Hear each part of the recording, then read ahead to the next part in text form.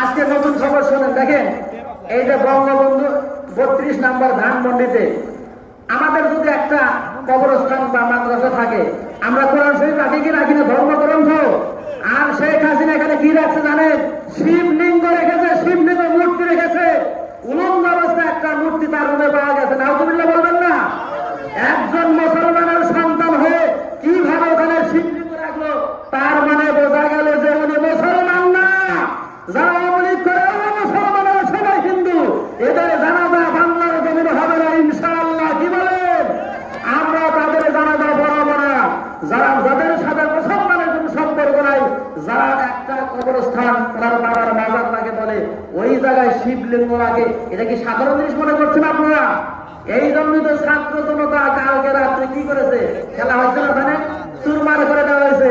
এই মাহফিল থেকে বলতে চাই, সারা বাংলাদেশের ভিতরে যতগুলো রামপন্থী বামপন্থীর সমস্ত বাড়ি ঘর আছে এগুলো সব ঘুরে দেওয়া হবে। কারণ আমার আপনার জনগণের 16 কোটি টাকা দেওয়া হয়েছে।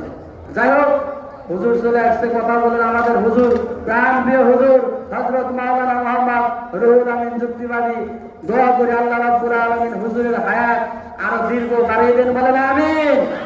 আমাদের মাঝে হুজুর আরো দীর্ঘদিন বেঁচে থাক, বলেন আমিন। আসসালামু আলাইকুম ওয়া রাহমাতুল্লাহ।